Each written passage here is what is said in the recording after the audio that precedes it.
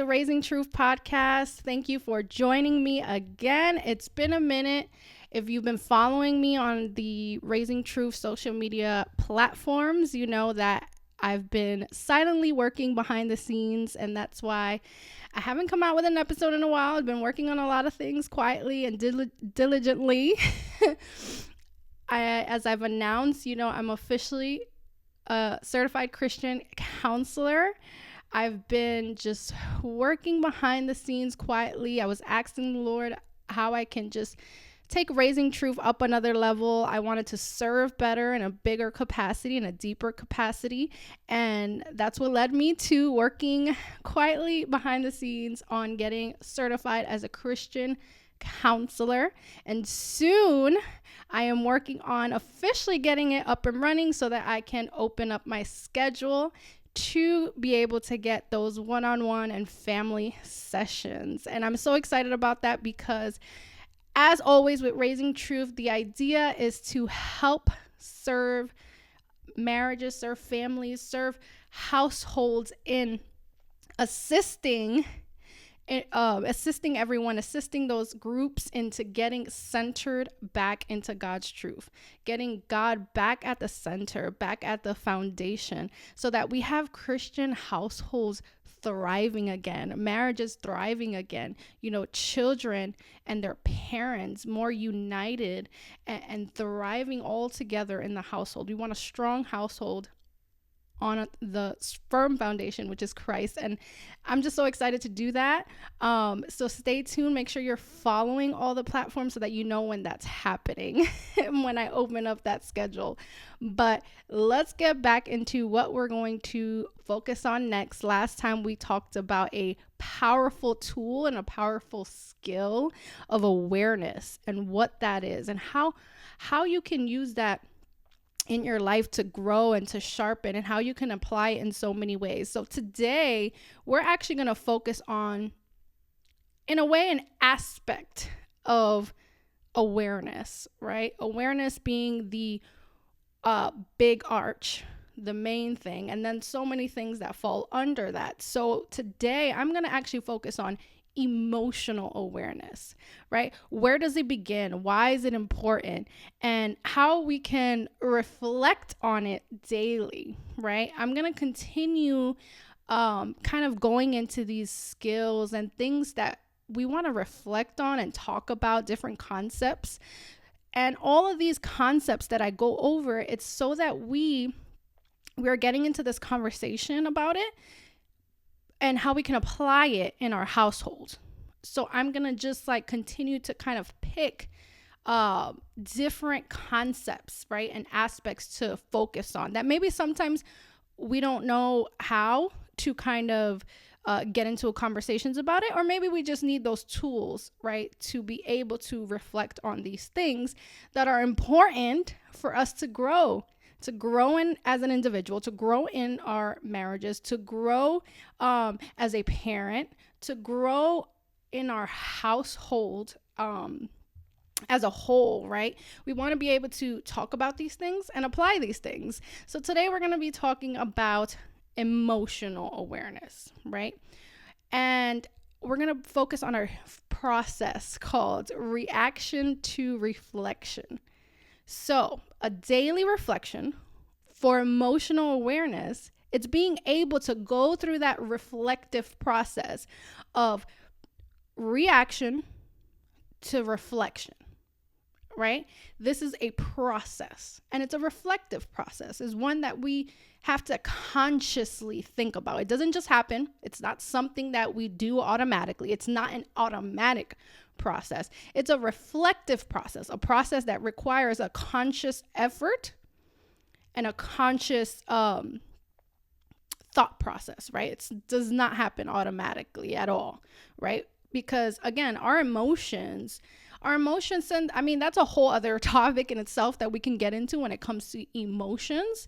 But our emotions, there's so many layers to emotions and why we may react in certain ways. And just in a very short explanation, because honestly, I think I should do a podcast just on emotions, but emotions can be not just the kind of like basic emotions that we feel, right? Like, for example, sadness, happiness, anger, right?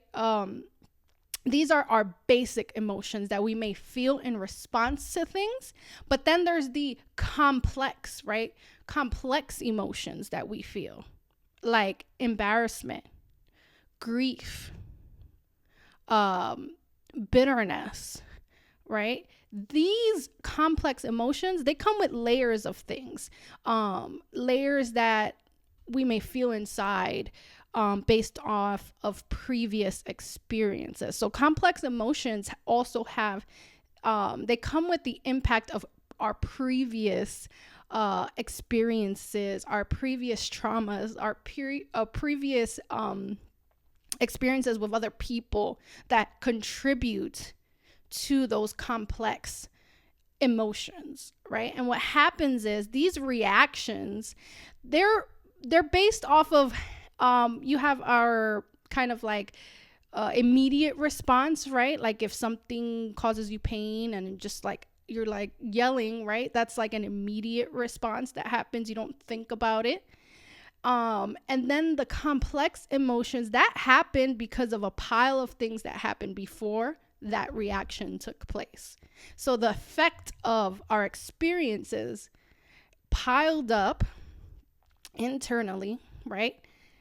Our brain stores those memories.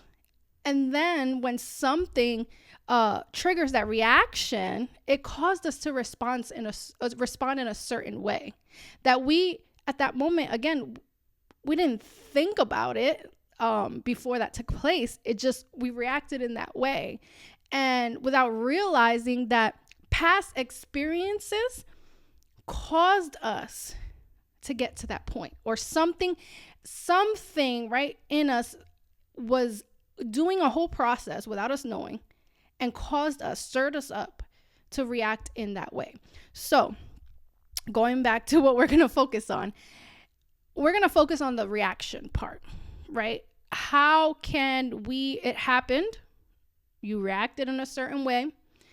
Now, how can we turn this into a reflective process, right? Because the idea is to have a growth mindset. And the growth mindset says, you know what? Things happened. I'm not proud of the choices I've made. I'm not proud of how I reacted, but let me think on this. Let me understand, like, okay, you know what? That wasn't the best way for me to respond. That wasn't the best choices for me to make, but let me step back and figure out what happened here. And that's the key to having a growth mindset, is understanding, you know what? These mistakes were an opportunity for growth. It's an opportunity to reflect on what happened here. And it's an opportunity to allow God to then work on you and help you figure out, like, okay, this happened, but how can you grow from it, right? Because sometimes God allows these things, right, to happen to bring to light areas that you didn't deal with, right? Or maybe he thinks, all right, you need to work on dealing with these particular situations, with these emotions. You need to deal with this more. You need to figure out, like, okay, deal with that so that we can heal. And as we move forward, we're doing better. We're responding better because now we're aware of that, because God allowed it to come forth. He allowed it to come forth so that we can face it and deal with it. So that's what this is. We're going to talk about that process, that reflective process of reaction to reflection. This is how we grow. This is how we allow God to speak to us. Okay, God, this happened. Why? Why did I respond that way? What was it? And how can I move on from this? How can I grow from this? How can I do better in this, right? So let's start with what happens here. So the growth mindset, we're going to reflect. So what is that reflective process? It starts with saying, okay, when a big reaction occurs, let me look back at this. Let me look back at what happened here. So let's say, for example, you were feeling all of a sudden so enraged by something your child did. For example, your kid, he was extra messy and made a mess doing something, and or mess how you had certain things set up, and just made a mess of things, and but you got extra enraged, like flaming rage, where you felt it like flare up. And then afterwards you're like, all right, that was a bit much. You realize, like, wait a minute, why did something so simple get me to be so enraged? And not just a normal kind of like annoyed or bothered feeling by what happened. Like, no, you felt rage. But why that level of such a powerful emotion over something so simple, right? That's the part where growth comes in, right? Because we're constantly, again, we're being aware. We're talking about emotional awareness today. Last time we talked about awareness, right? Awareness of ourselves and the areas in our life. When we're constantly in that state of awareness and we're trying to grow, so we're like, wait a minute. We're already thinking like, why do I feel so enraged over something that's so simple and so small? Well, that's a big reaction that occurred. Let me look at it. Let's start with an emotional check-in. When stressful situations occur, no matter how strong, right? It could be any reaction, but we responded in certain ways where you're like, wait, it caused a ripple effect, right? A reaction that caused a ripple effect of consequences that were not the consequences that you were looking for, right? You wanted good consequences, but you got bad consequences because you decided to, not decided, but you reacted in a way that was not appropriate, right? Or wasn't healthy. So in the example I'm giving, you were enraged. You felt enraged, so you started yelling. Maybe you started saying things that you regretted after.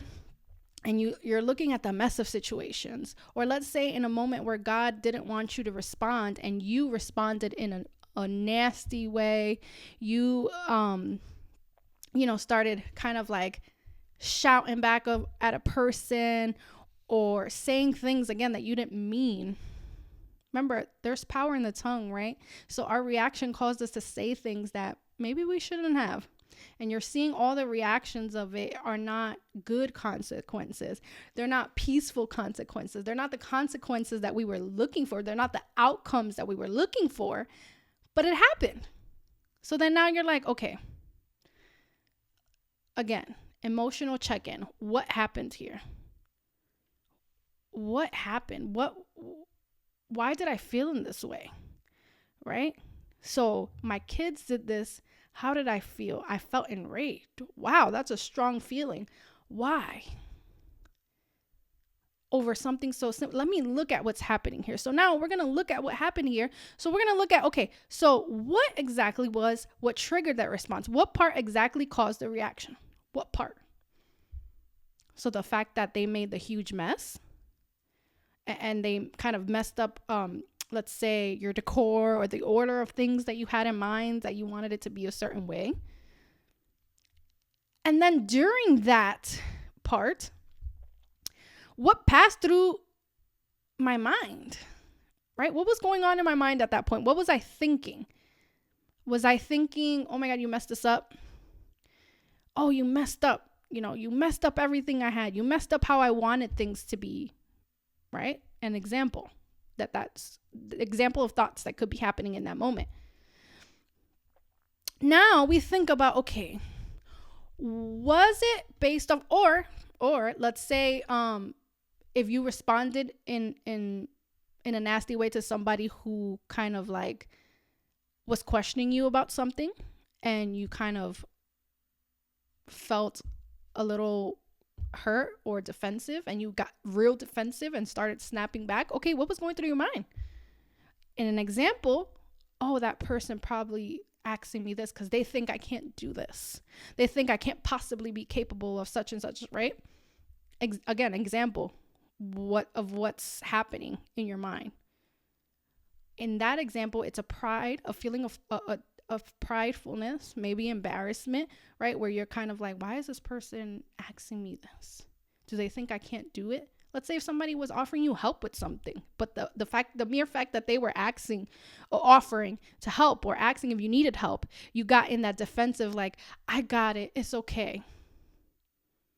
But in your mind, you're thinking, oh, this person thinks I need help, that I can't do it, right? These are all kind of that mental process of your thoughts. It's the collection of your thoughts just happening in that moment, right? So when we're reflecting, we're going to think, what was the trigger, right? What part exactly caused the reaction? Oh, I felt that reaction right in the moment that they offered help. I felt that reaction right when my child disturbed the way I had things, the way I wanted it. Okay. Now we're thinking, was those feelings based on fact or assumption? Was it based on fear? Was it based on hurt? Was it based on expectations? Now, when we're looking at, okay, was it based on fact or assumption? We're looking at fact, meaning based on God's truth, not what we feel, God's truth, right? How he said and established things. And we're looking at fact as in what's actually happening here. Not what we see, not what we perceive, what's happening here. Like if somebody was to narrate what's happening, no feelings attached, no previous experience attached, simply somebody narrating, this is what happened. A child was having fun playing around with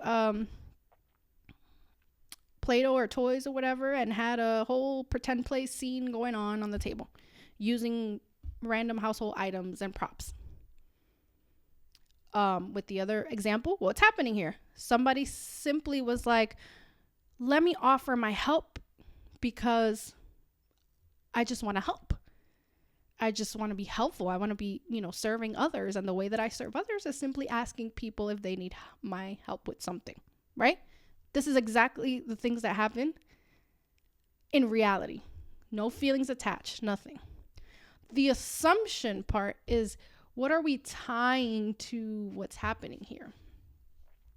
We are tying our emotions. We are tying previous experiences. For example, we're assuming that person thinks we can't do stuff, and that's why they're asking for help. Because maybe in the past, maybe that was the case. Maybe you have experienced people that treated you in that way. And in the case of the example with the children, maybe you were brought up in a household that was extremely rigid, that was based off of perfectionism. So the perfectionist in you was triggered because things were not exactly according to those expectations, the expectations that had to be A, B, C, right? Things have to be in a certain order. So those previous expectations that you were brought up in triggered that kind of like perfectionist. So you felt that rage, right, come in, a powerful emotion for a situation so small. Why? Because expectations were broken, because the expectations, your perfectionist attitude was being tested in that moment, right? Again, so this is what we're analyzing. This is the reflective process. We're going to, again, analyze our emotions. What happened here? What was the response? How did I feel? What was passing through my mind, right? And then we're going to identify the trigger. What about the situation made me feel this way? Why? What about it? What exactly caused me? What happened exactly before I reacted in that way? And then we're going to bring awareness to that. That's the part of the process, the awareness part. What exact thoughts were passing through my mind? And is those thoughts based on facts or assumption? Because that's what makes the big deal here. Sometimes you may be validated in a sense of like, okay, understanding of why you reacted in a certain way because something big was actually happening here or not. Not saying that it was a healthy way to respond, but meaning the big reaction made sense, right, with what was happening? Or was the thought that I was running through my mind that caused me to react in that way based on assumptions? This is the reflective process of the emotional awareness. We're checking in with our emotions. We're checking in with our thoughts. We're identifying what triggered us, what happened right before. And then we're analyzing, is this fact or assumption? Is this real, or is it just based on what I'm assuming is happening here? And then let's reflect. The final part, let's reflect. How could we have responded differently? How could I have responded in a better way that reflected the heart of Christ, that reflected the manner and the behaviors in which he wants me to act, right? Listen, I've definitely reacted in a way where I freak out when I'm feeling overstimulated. And then I have to ask God for forgiveness because I'm like, let me take a deep breath, because I know that I'm freaking out at them for no reason because they're not doing anything bad, right? But I'm the one feeling overstimulated. I'm the one overwhelmed at what's happening here. And that overstimulation and overwhelm goes back to, am I filling my cup? Am I doing what I need to be doing? Right? Not them, but am I dealing with myself first? Because the other person didn't do anything wrong. So let's look at scripture. All right, we're tying this, we're wrapping up, and we're going to wrap up focus. Now that we went through what that process looks like, let's look at what God says. We are instructed to rule our emotions, not the other way around. So the Lord has shown emotions in the Bible, whether it's joy, whether it's grief. Emotions exist, right? He doesn't ignore it. He shows us examples of these emotions so that we can see these examples, right, throughout the Bible. But he commands us, instructs us to not be controlled, not be ruled by them, but to what? Rule our emotions, not the other way around. So let's look at Proverbs 16, verse 32. I'm going to look at it in two versions. We're going to look at the NLT version first. Better to be patient than powerful. Better to have self-control than to conquer a city.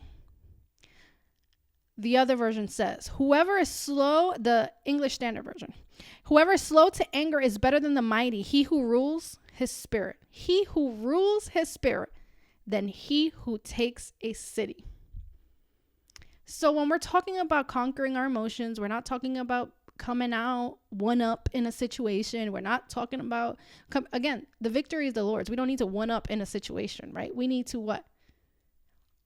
Rule our own self, our own internal atmospheres, right, that are going on, so that we're not responding in a certain way that doesn't reflect Christ. So better to be patient and powerful. He who rules his spirit than he who takes a city. So we have to be what? Slow to anger. Rule our own spirit. Be patient, not powerful. We're powerful in him, but we don't need to kind of make that up in our own way that then doesn't reflect Christ, right? Patient in him. Romans 12, verse 17 through 18. New Living Translation. Never pay back evil with more evil. Do things in such a way that everyone can see you are honorable. Do all that you can to live in peace with everyone. So again, we are not called to be the ones to take things and matters into our own hands. We need to reflect Christ. We need to be aware of our own emotions and our own reactions, because we are not called to pay back evil with more evil. We got to do things in such a way that everyone can see you are honorable. See, why it's so important? See, that everyone can see. Why? Because we are the examples of Christ to other people that may not know him. So we need to have those, visual examples for people to see, so that everyone can see that you are honorable. So that everyone can see, everyone who doesn't know Christ can see Christ in you. James 1:19 NLT. Understand this, my dear brothers and sisters. You must all be quick to listen, slow to speak, and slow to get angry. So again, that process, we need to reflect what's happening here before we respond. So reflecting, listening what to others, listening to, okay, our thoughts, what's happening here, right? Before we open our mouths, what's happening inside? What am I processing? What am I thinking, right? So again, all these explicitly tell us one main thing. You have to take control of you. That is your personal responsibility. Our personal responsibility is our internal atmosphere, so that our internal atmosphere does not go out and affect our external atmosphere. And that's what happens in our marriages. That's what happens in our other relationships, friendships, in our household. Our atmospheres, our external atmospheres are being directly affected. Not just, okay, what's happening, right? The spiritual tags, the things that are just kind of like happening outside. No, like internally. How we handle things internally affects our external. So if we're constantly not being aware of our reactions, of our emotions, then what happens? We're going to contribute to the chaos. We're going to contribute to the yelling. We're going to contribute to responding in ways that doesn't reflect Christ, responding in ways that are destructive, responding in ways that do not contribute to growth, and responding in ways that will cement patterns in your children of how you react. You're going to start seeing those same reactions in your kids because we're not taking that personal responsibility, taking charge of our reactions. And I'm not saying that's easy. I'm not saying you make mistakes, things happen, right? You slip up, right? Because you just reacted in a certain way. But this is why, again, the growth mindset tells us, let me take a step back and analyze what's happening here, why it's happening. Because when I start understanding the why, I can be a better person, a better partner, a parent, right? Because I'm taking responsibility, personal responsibility, and taking the moment to reflect. Because when I reflect, I can heal. I can understand why things are just extra affecting me. Things are affecting me in a way that shouldn't affect me. Why is it affecting me? Right? So I pray that you take a moment to reflect. Maybe you don't think it's a big deal. That's okay. Let's take a moment to still reflect. You know what? Lately, I think I've been a little sensitive to a lot of things lately. Why is that? Why am I extra, this week I was extra touchy and I just felt like on edge.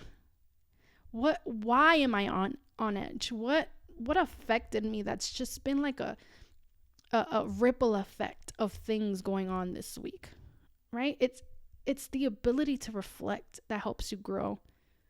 And just propels you into growth and propels you into a powerful moment and transforming moment with the Lord, because now you're vulnerable enough where he can work with you, where he can now mold you, because you're getting yourself into that humble space of reflection.